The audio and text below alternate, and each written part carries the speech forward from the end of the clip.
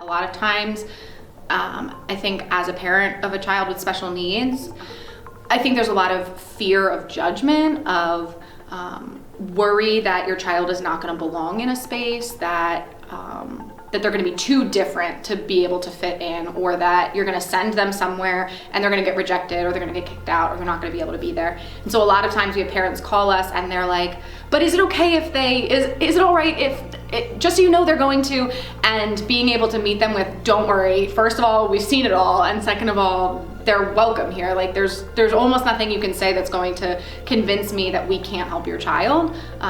We're always going to be looking for a solution instead. So when parents are thinking, maybe my child isn't going to make it in this space, I love being able to just say, like, no, they're here. We'll take care of them, and put that trust in us, and we'll take care of the rest. Once a month we do these kids night out events. Tonight's our Valentine's Day party, and I think for me this really encapsulates our mission, because it's not exclusive to anybody. We don't have a requirement of things that you need to have or not have, or be or not be to come. Really all are welcome tonight, and we have kids ages 4 to 18. We have kids with disabilities and without disabilities. We have kids that bring their siblings for the first time into our space. And so it's just a really special opportunity for us to celebrate all of our kids and all of their unique gifts and their strengths and their challenges, and let them all really coexist together. So I'm a special ed teacher by trade. Right now I teach at a local high school, and I've been an elementary behavior teacher for the last 5 years. And I've seen sort of the gamut of kids of all ages and kids at all disability levels.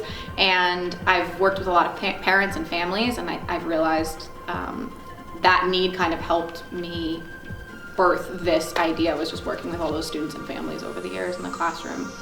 I feel so lucky. Like I truly, every day, I hope I tell them every day, I couldn't do this without the team of people that I have. It started as just me doing these groups in the summertime, and at the end of the summer, parents said, like, is that it? Like, is there more? Like, are you gonna keep doing this? And this was just like at my house at a park. And so we realized we had to go big or go home. Like we were in it or we were not. And so I called 2 people right away. Those are the 2 phone calls I made. One was one of my best friends from college. She's also a teacher.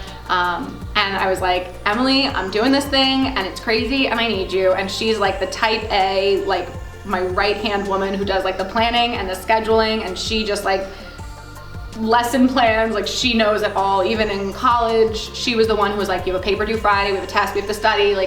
She was my girl, and she has really come through on that front to help us make sure that we have great plans and great lessons for our kids, and that we're organized. And then my second phone call was to one of my old assistants in a classroom I had, and she knows, just she's that person that can come in and say no, we can do it one more time. We can find a way for that child. She has such a way with behaviors and a way of forming relationships with kids that's just so unique. And I told them both, I said, listen, if I'm gonna do this, I can't do it without you. We have to do it. So they were my first 2 employee hires, and they are the glue that makes this happen. They build great relationships with their kids, and they really make our space feel like home. They help train our assistants and our new staff that are coming in. Not everyone could do what we're doing, and they are awesome at it. I knew the things that I wanted in the space, and I wasn't sure if we would find a space that would help really bring that to life. I knew that I wanted some different kind of areas for the kids to be able to explore in different ways, and I wanted it to feel sort of like a classroom, but I didn't want it to feel like a classroom exactly. I wanted it to feel like a play space, but that was structured. And so we were kind of trying to formulate that. And when we found this space, I started to sort of be able to see it come together, because there's so many open spaces, just big giant spaces, where I thought, okay, we could have big groups of kids in here. We could do big organized activities. And then in smaller spaces, we could do structured activities. So we started to talk about what are natural ways that kids are interacting. So we have a playroom where kids are just able to play with toys, and that's a way that kids are socializing. And then we have our STEM room where kids might be building and creating and problem solving in ways that we've seen kids get very frustrated and overwhelmed, and we want to give them opportunities to practice that. Of course, our tutoring room, because a lot of our students also struggle academically or are behind academically, so that we use that as a breakout space or tutoring for our tutoring program. Our sensory room was such a gift that we found a space that would allow us to have a little sensory room. Our kids get to take breaks in there. I can take breaks in there. It's quiet, it's beautiful.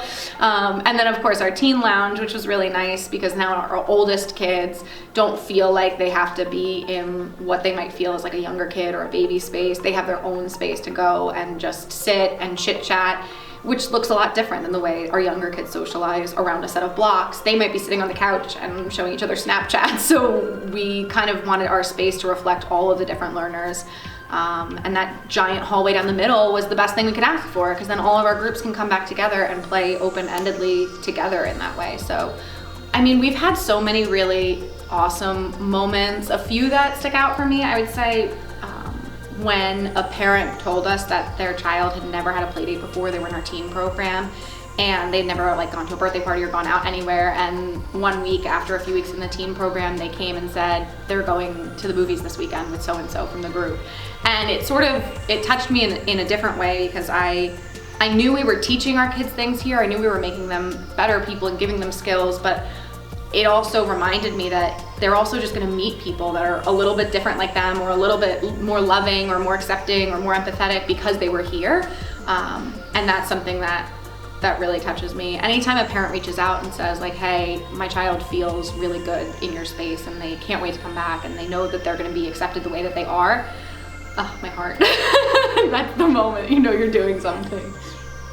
What I've learned throughout my teaching career is that there's just always gonna be an avenue that you have to find for that kid. And I think that's what sometimes makes us a different space, is in schools or in other places or just in life, parents and families and kids with special needs are met with like the no, and I think you have to come in with the like how, instead of the like we can't do this. It's like the how are we gonna do this? I think just that collaboration of like how can we do this together as a team, and realizing that we're all kind of in this for the same mission is the best lesson that I've taken from this whole thing.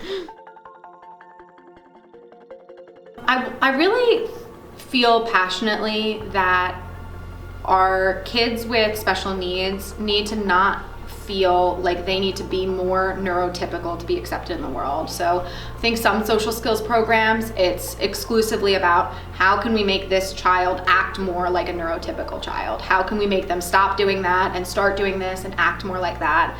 And of course there are some behaviors that we try and shape with our children that are not safe or really off-putting to somebody else. But for the most part, our kids are quirky and they're different. And I think that as a society, we need to move towards just being more inclusive and accepting of kids exactly the way they are. I think we need to teach our kids and our grown-ups how to just embrace people in their current state and like for the person that they are. And I think that's something that we're doing here, is we're letting our kids come and we're saying, we don't want to change you. We want to just connect you to people that love you and encourage you and help you be the best version of yourself.